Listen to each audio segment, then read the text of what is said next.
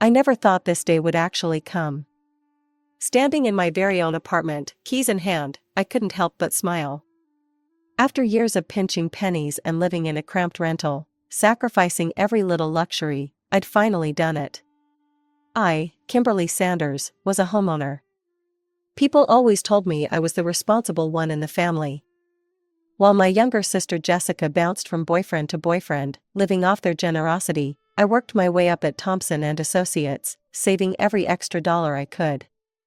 Our mom always said Jessica was just finding herself, but I knew better. This was who she'd always been, the golden child who could do no wrong.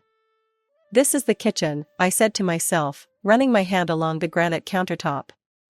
It wasn't anything fancy, but it was mine, all mine. The mortgage payments would be tight, but I'd calculated everything down to the last cent. I'd made spreadsheets, budget plans, everything. That's who I am, the planner, the responsible one, the boring one, as Jessica likes to say.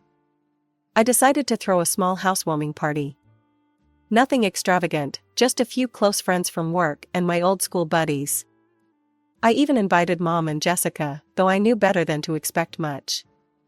Mom's response was predictable. "Oh honey, I'm just so busy with work this weekend. You know how it is." Jessica didn't even bother to reply, typical. Sarah from accounting was the first to arrive.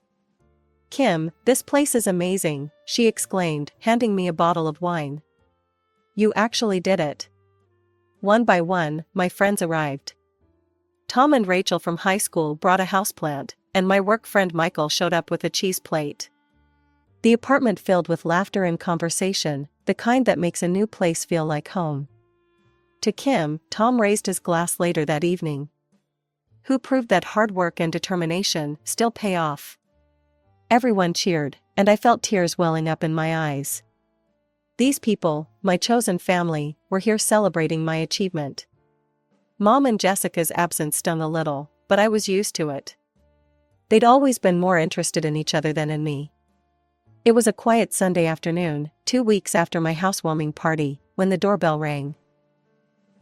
I wasn't expecting anyone. I was still in my old sweatpants, hair tied up messily, doing some light cleaning around the apartment. When I opened the door, my heart skipped a beat. There stood Mom and Jessica, both wearing those familiar looks I knew all too well. "Well, aren't you going to invite us in?" Mom pushed past me, her designer purse swinging on her arm. Jessica followed, wearing sunglasses indoors like some wannabe celebrity. "I wasn't expecting you," I managed to say, still standing by the open door. Mom was already in my kitchen, opening cupboards and drawers like she owned the place. "Kimberly, you haven't even started dinner. It's already 4 o'clock. "Mom, how could I start dinner when I didn't know you were coming?" I closed the door and followed her. "You could have called first." She waved her hand dismissively, that familiar gesture that always made me feel 2 inches tall. "You've always been hopeless with household duties. I tried to teach you, but you were always too busy with your nose in those accounting books." Meanwhile, Jessica was wandering around my apartment like she was some sort of real estate agent doing an assessment. She kept shaking her head and muttering to herself, running her fingers along my walls and peering into every room. "I'll make some tea," I offered, trying to be hospitable, despite the ambush. As I filled the kettle, Jessica finally settled at my kitchen table, taking off her sunglasses and fixing me with that look she gets when she wants something.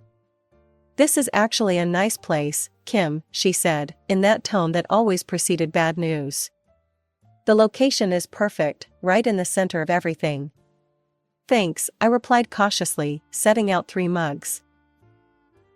Mom was still critiquing my kitchen organization, but I'd learned to tune her out years ago. "So," Jessica traced her finger along the edge of the table. "I have some news. Brad and I broke up. He wanted me to start paying rent. Can you believe it? After 6 months together." I bit my tongue and focused on pouring the tea. "So anyway," Jessica continued, "I had to move out of his place, obviously. And you know how expensive rent is these days." She paused for effect. "I was thinking I could stay here with you for a few months." The mug in my hand froze halfway to the table. What? Just for a little while. 3 months tops, until I find a job and get back on my feet. I don't think that's a good idea, I said carefully, setting down the mug. I just moved in myself, and I really need my space. Kimberly and Mom's voice cut through the kitchen like a knife. How dare you be so selfish? Your sister is going through a difficult time. She has nowhere to go. No money. And you're sitting here in your fancy new apartment, all alone, and you won't help your own sister? Mom, Jessica can stay with you, I said firmly, trying to keep my voice steady. Your house has plenty of space. Oh my God, Kim, Jessica interrupted before Mom could respond. She rolled her eyes dramatically. Have you seen where Mom lives? It's like a retirement village. Nothing but old people walking their dogs and going to bed at 8. It's a perfectly nice neighborhood, I started, but Jessica wasn't finished. Your place is right in the center of everything, she gestured wildly towards my windows. There are clubs, bars, shops, places where I can actually network and meet people. How am I supposed to rebuild my life stuck in the suburbs? You're being incredibly selfish, Mom added. After everything we've done for you. They tag-teamed me for what felt like hours. When I stood firm, Jessica would tear up, dabbing at her eyes with a tissue. When that didn't work, Mom would launch into another tirade about family loyalty. Back and forth they went, like a well-rehearsed tennis match. Your father would be so disappointed in you, Mom finally said, pulling out her nuclear option. He always taught you girls to look after each other. What would he think if he could see you now, turning your back on your own sister? That was the blow that broke me. Dad had passed away 5 years ago, and Mom knew exactly how to weaponize his memory. I felt the fight drain out of me like water from a bathtub. Fine, I heard myself say, the word tasting bitter in my mouth. 3 months. That's it. Really? Jessica's tears mysteriously vanished. Oh my God, thank you, thank you, thank you. But there are conditions, I tried to sound firm. You need to find a job, save money, and move out within 3 months. I mean it, Jessica. Of course, she jumped up and threw her arms around me. You're the best sister ever. I'll start job hunting tomorrow. I stood stiffly in her embrace, not returning it. Mom looked smugly satisfied, like a chess player who'd just checkmated her opponent. The next evening, Jessica showed up with 3 enormous suitcases and a bunch of shopping bags. I hadn't even had time to process what I'd agreed to before she was barging through my front door. So, where's my room? She wheeled her suitcases down my hallway, looking around expectantly. She stopped at my bedroom door and peered inside. This one's perfect. The view is amazing. That's my room, I said quickly. You'll be staying in the guest bedroom or you can go back to Mom's. She pouted but didn't argue further.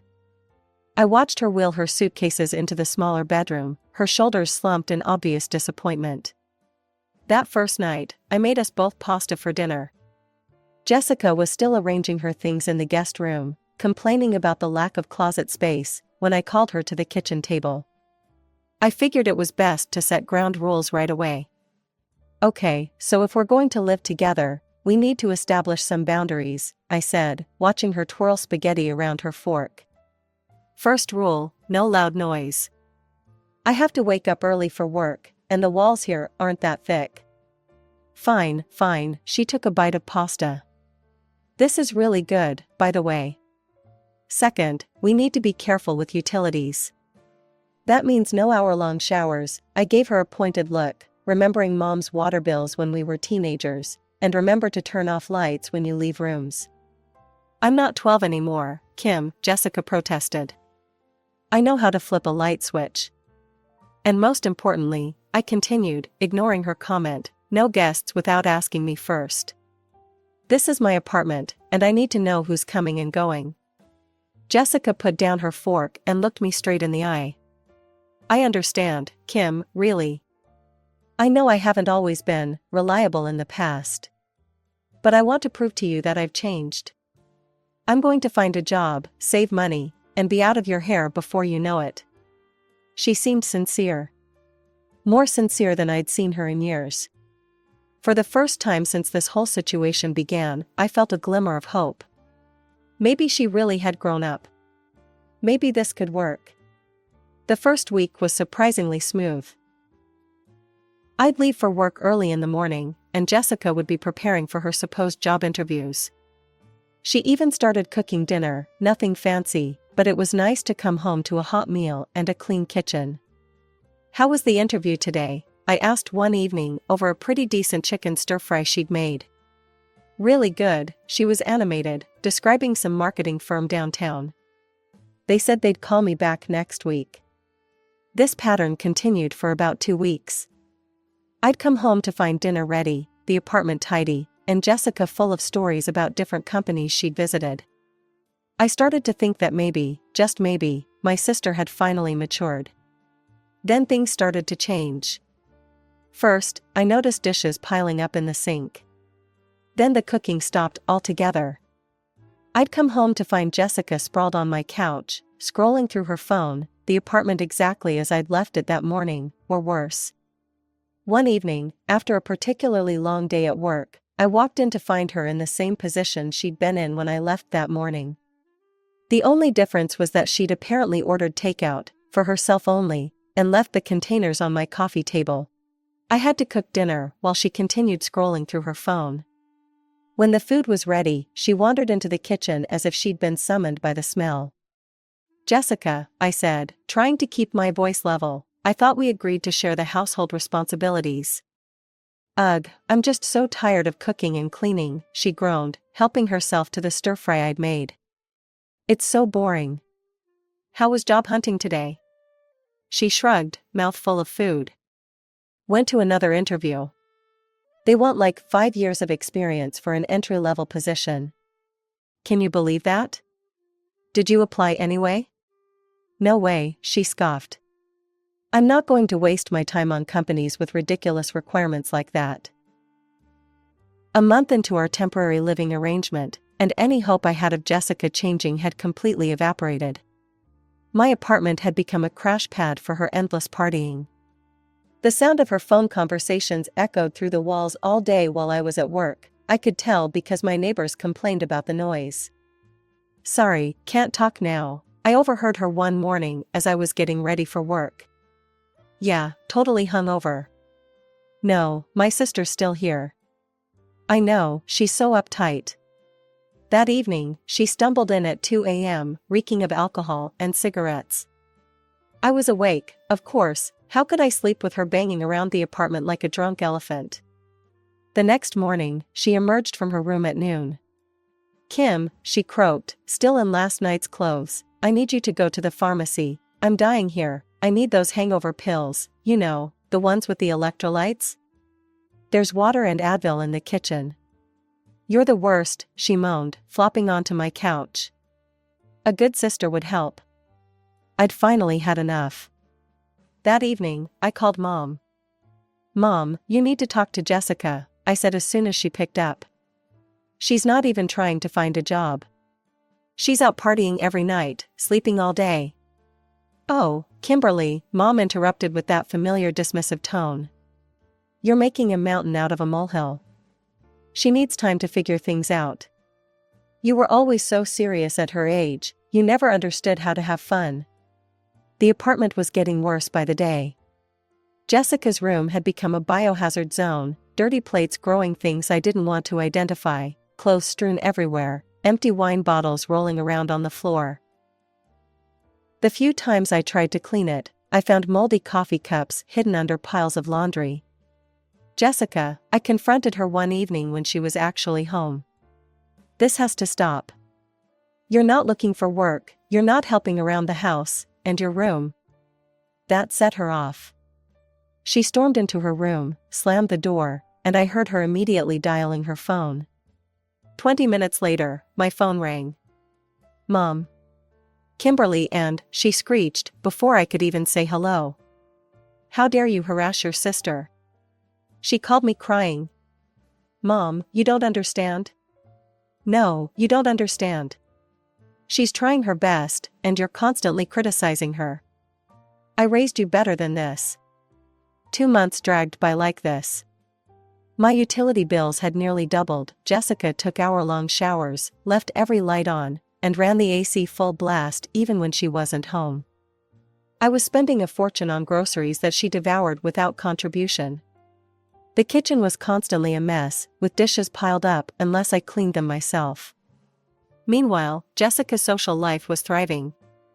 She'd breeze in and out of the apartment at all hours, always dressed for clubs, always meeting different groups of friends. She'd help herself to my food, my wine, my toiletries, anything she could get her hands on. But work? That was apparently beneath her. It happened on Thursday. The sound of keys jangling and drunk giggling woke me from a dead sleep. I squinted at my bedside clock, 3:27 a.m. Another one of Jessica's late-night entrances. But something was different this time. There were two voices. I threw on my robe and stepped into the hallway. The sight that greeted me stopped me in my tracks. Jessica was there, barely standing straight, her makeup smeared. But she wasn't alone. A guy I'd never seen before had his arm around her waist. He was tall, wearing a leather jacket despite the summer heat, with that particular smirk I'd seen on too many of Jessica's boyfriends before. "Oh, hey Kim," Jessica's words slurred together. "This is Rick, isn't he hot?" Rick gave me a dismissive once-over, then went back to nuzzling Jessica's neck. They started making out right there in my hallway, completely ignoring my presence. "Jessica," I said sharply. "What is he doing here?" They came up for air, and Jessica grinned at me like she was about to share the best news ever. "Rick's going to stay with us. In my room." His roommate kicked him out, can you believe it? The shock hit me like a bucket of ice water. "Absolutely not." "Don't be such a buzzkill," Rick spoke for the first time, his voice dripping with arrogance. "Your sister said it wouldn't be a problem." They started kissing again, and Rick's hands started wandering in ways that made me want to bleach my eyes. "Stop it," I snapped. "Rick, you need to leave, now." Jessica detached herself from Rick's face. "No way, he's staying with me. This is my apartment," my voice rose, despite my efforts to stay calm. "You don't get to move in random guys without my permission." "You're such a trash," Jessica screamed, her face turning red. "You've always been jealous of my relationships." That was it. The last thread of my patience snapped. "Get out," I said, my voice deadly quiet. "Both of you, now." "You can't kick me out," Jessica stumbled slightly. "I live here."